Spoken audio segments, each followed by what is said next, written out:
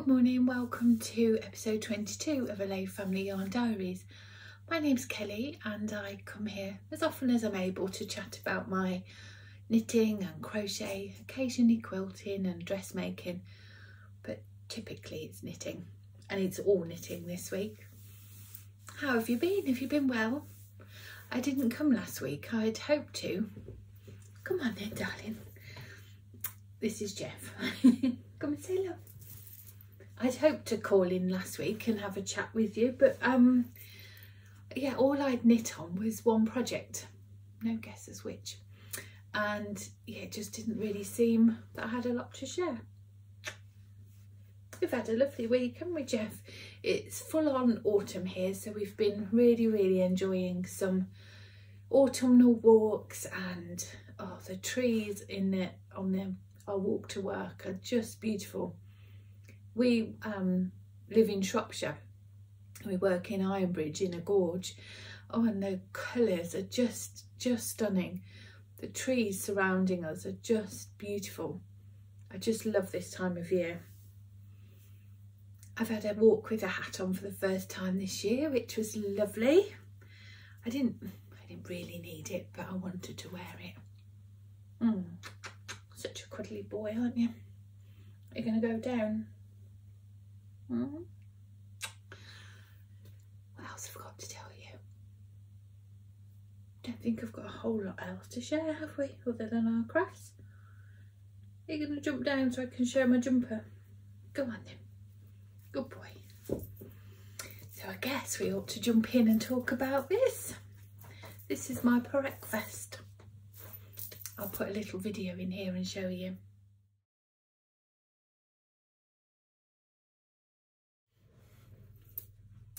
So yeah, I finished the Perec vest. I'm so pleased with it. Sorry, I've got Jeff down here, he's clawing. No, stay down, darling. Oh, so pleased with it, and wearing it out to the park yesterday was just, oh, it's lovely. I felt so confident and put together, and yeah, it was just really lovely. So I think I spoke last podcast about the happy accident I made at the front here. I ended up doing a few too many rows on these front panels, which in turn meant I had a deeper V.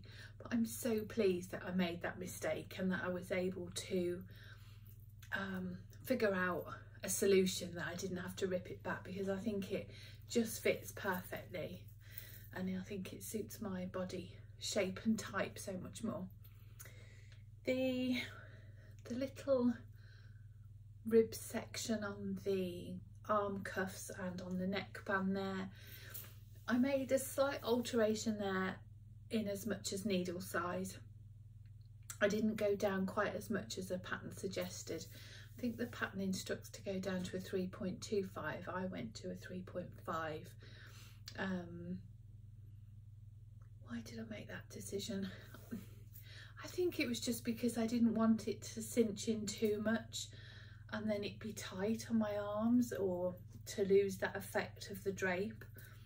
So yeah, I just went down to a 3.5. Honestly, I'm so pleased with it. Megan would like one making now. She wants a grey one, as do I. And I also want one in our Tiger's Eye colourway, because I've got a green blouse exactly the same as this, and I want one in a Tiger's Eye. In terms of yarn,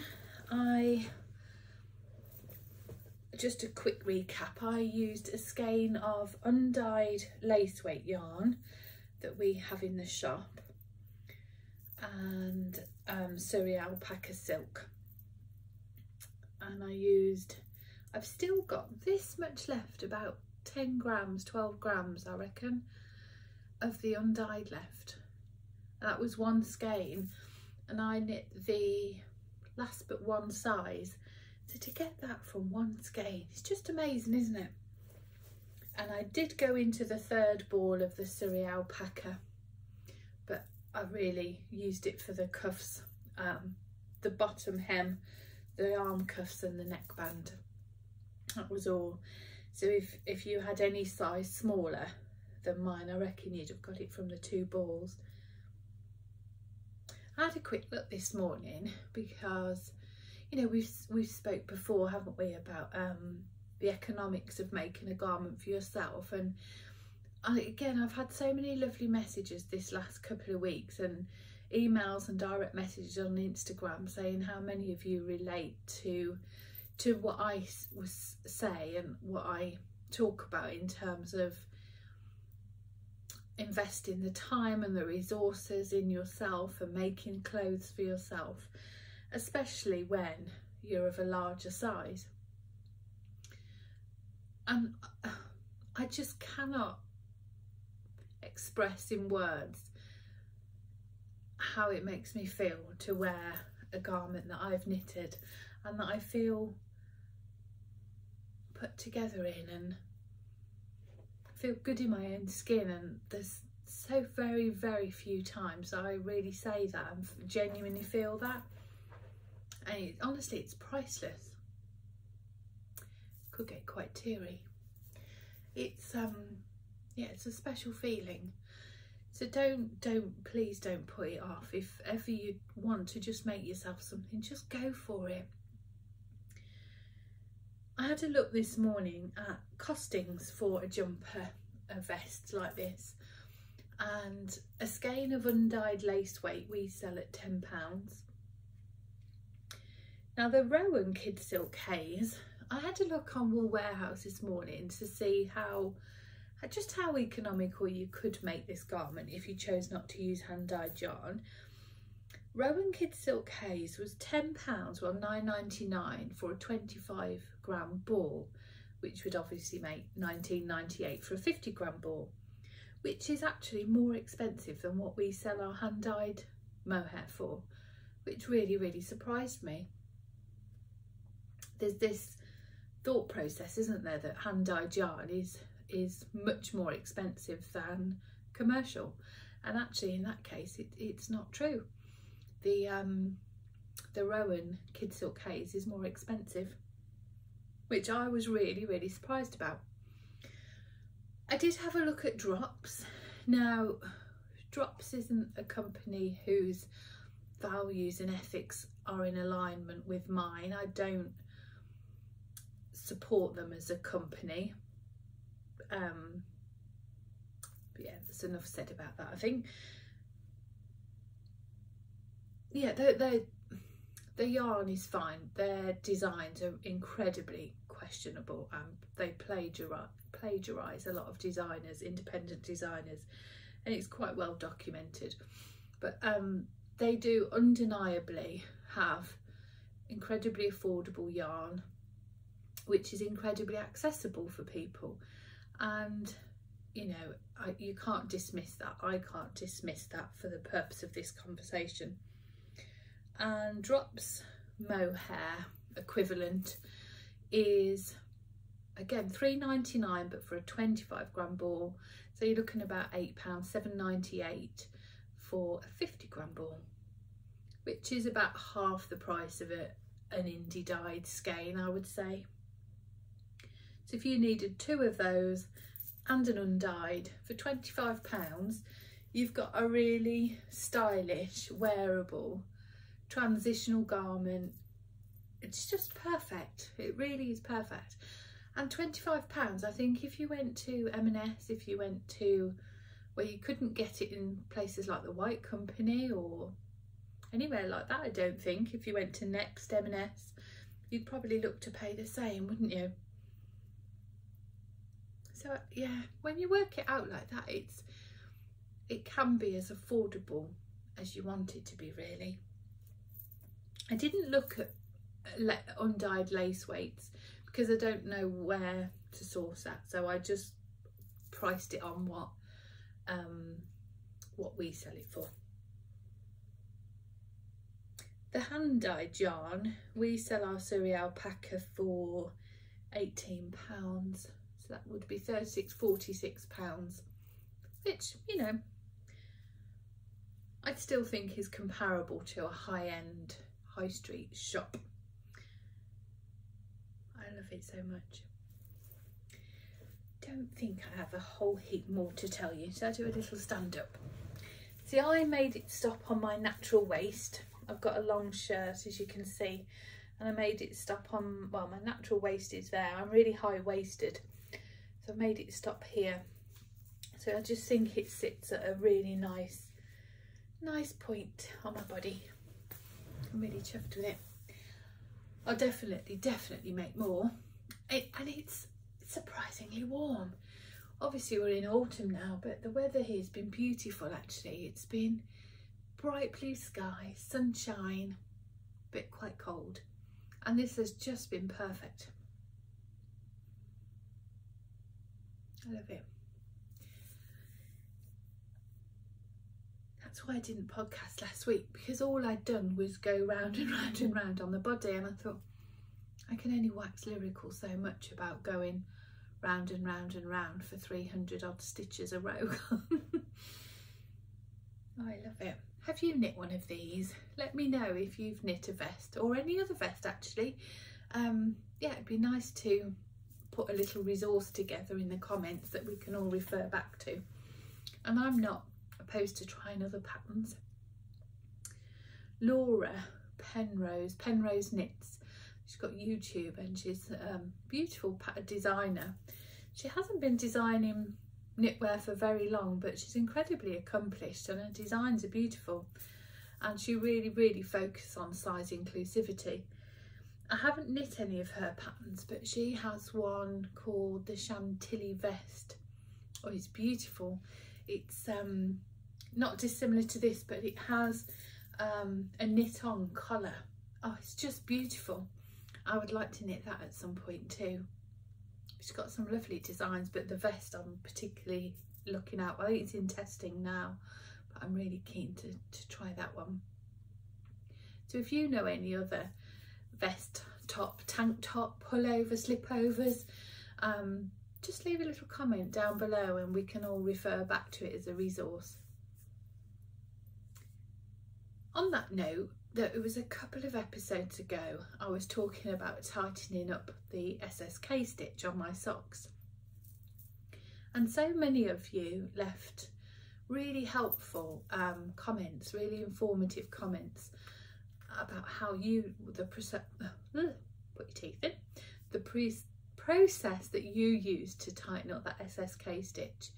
So I really would recommend having a look through the comments, because you guys are such a great resource to have, and you so willingly share.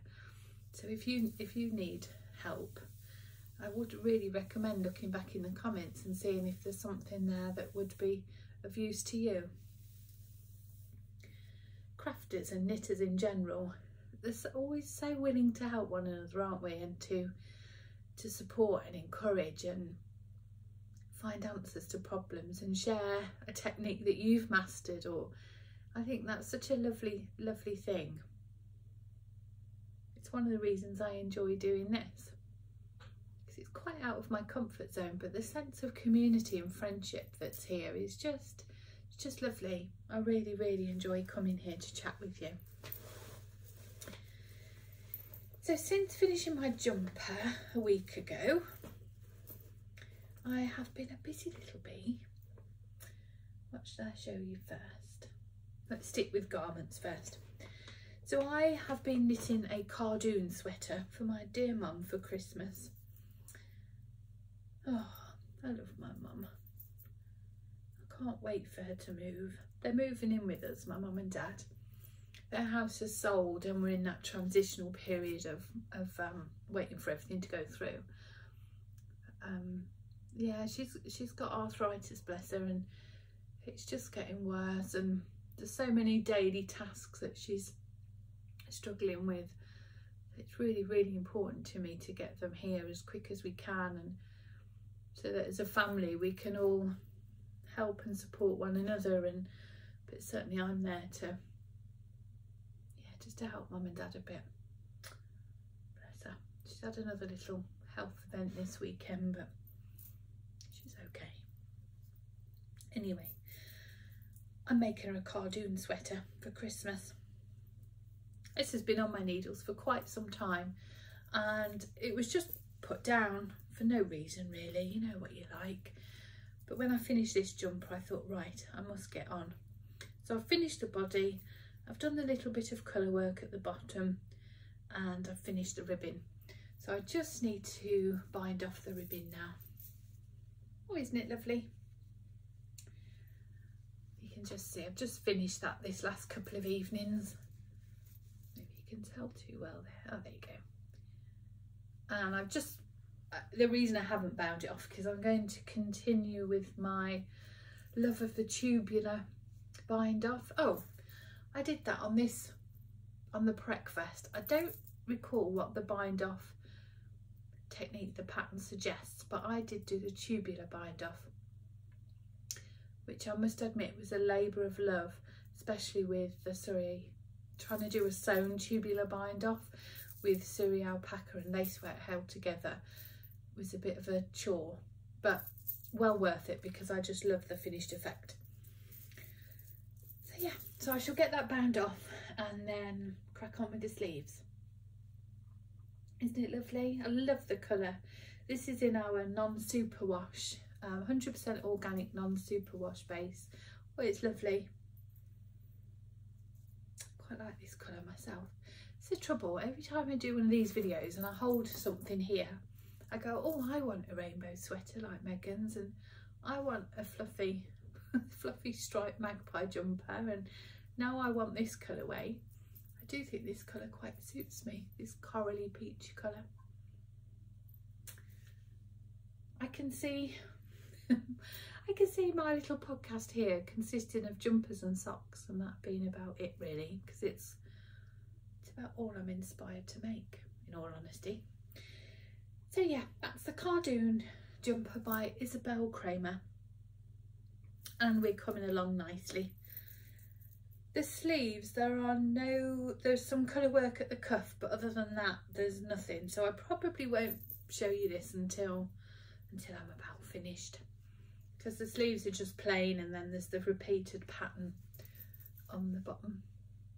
I have made this pattern for myself. I've got my Jeff jumper, I call it. It's in our Jeff colourway with a chartreuse green contrast. It's a lovely pattern. I didn't do the colour work on the bottom or on the sleeves, I just did that plain, but I really like it. I didn't do it on my jumper because I thought putting a design feature on probably the widest part of my body might draw the eye to somewhere where I typically don't want it to be seen. But having done this one, I'm not sure it does. I'm not sure it distracts or it draws your eye there. So in hindsight, I probably would have done that on mine. I haven't made any alterations to this pattern at all, other than I will do the tubular bind off. And it may well be that's what the pattern asks for, I'm really not sure.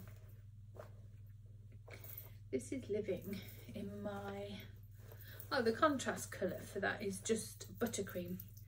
Buttercream and heartbeat, these colours are. They're lovely, aren't they? This is living in my lovely bag by my friend Paula. A lovely Stitched by Mrs. D. I'm sure you all watch that podcast, but if you don't, I would really highly recommend you do. She's currently doing Vlogtober. Oh, she's just so funny. She brightens my day. She made me this bag a while ago and I just love it. So fortunate. Isn't it lovely?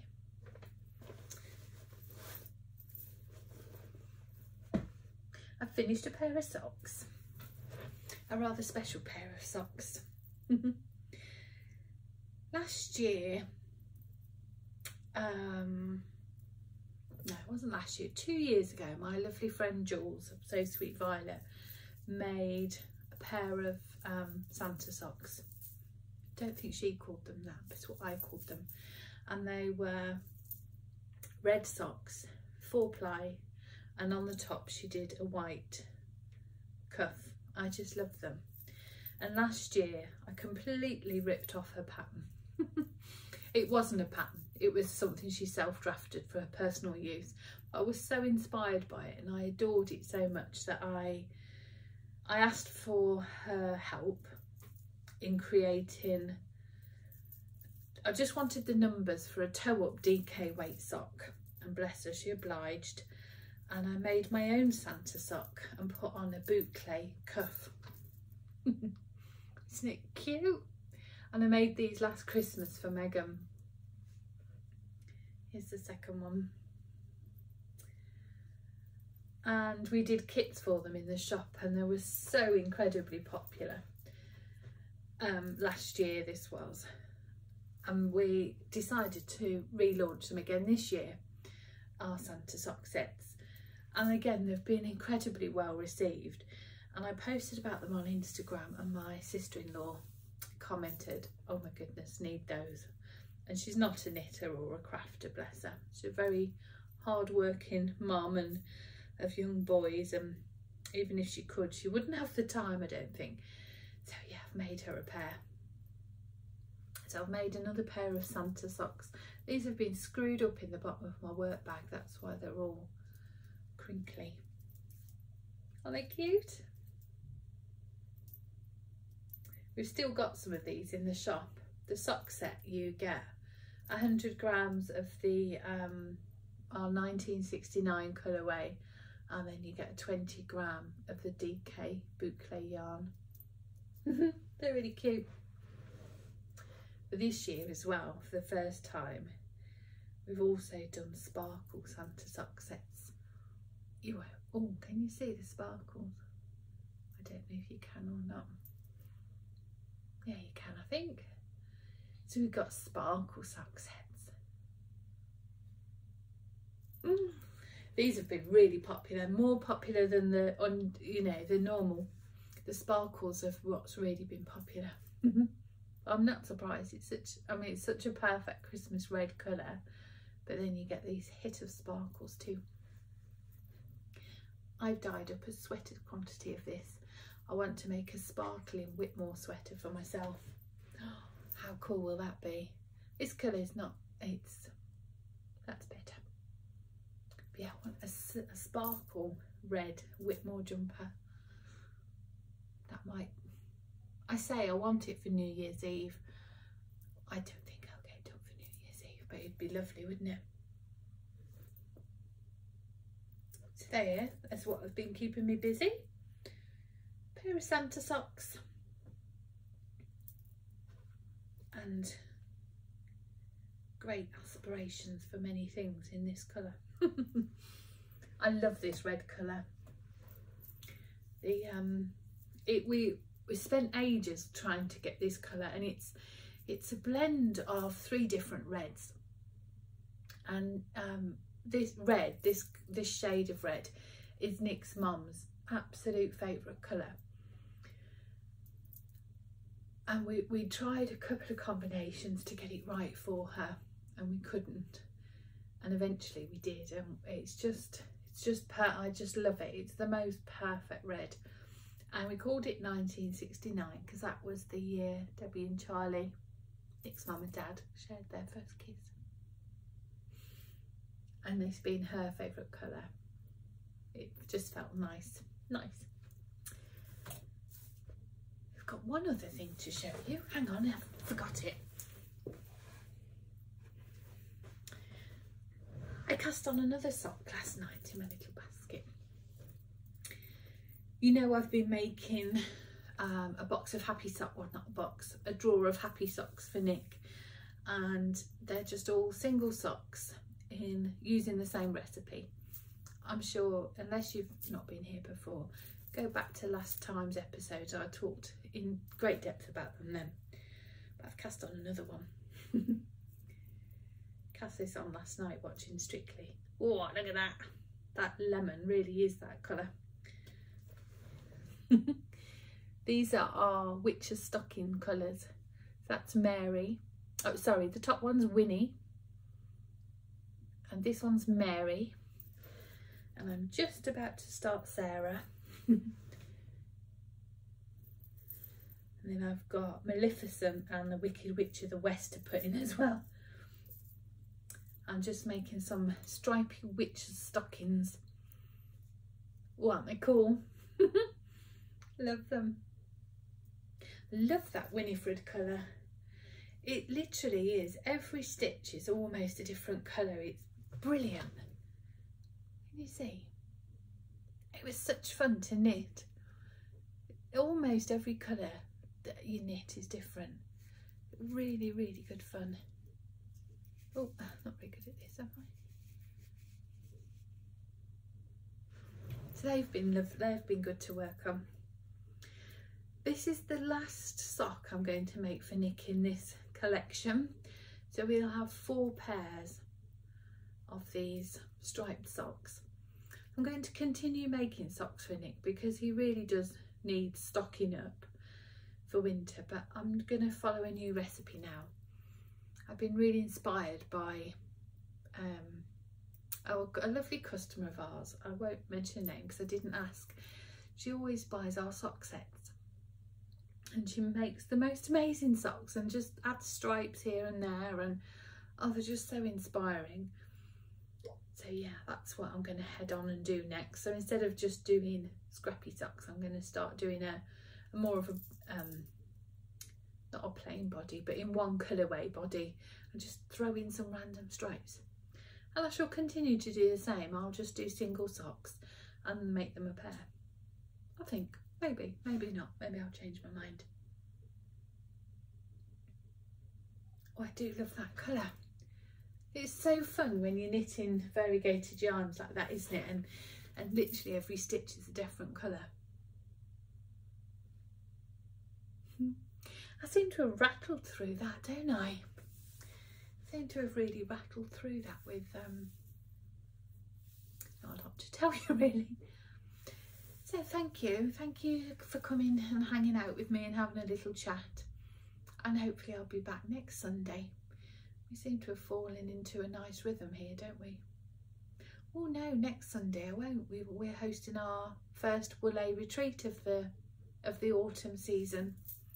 So Nick and I host a weekend retreats where our guests come and dye yarn with us, and we have good food and great company, lots of laughter. And the first one is next weekend, next Sunday. So unless I can get something recorded in the week and scheduled to upload, but I don't think I'll have enough knitting to show you. So perhaps we'll catch up on Monday next week instead. That might be quite nice for a change, eh? I'm looking there, one of the fish are going mad. We've got a fish tank there and it's going bonkers. Well, you don't need to know that, do you? Thank you so much for your company, and thank you as always for leaving such kind and considered and generous comments. It honestly means the world to me. You're all so lovely to me. I'm so fortunate to have such beautiful people surrounding me and cheering me on, and you know, you're just lovely. Thank you so much. So take care of yourselves. I hope you have an amazing week, and we'll chat in the comments. Until next time, friends, take care.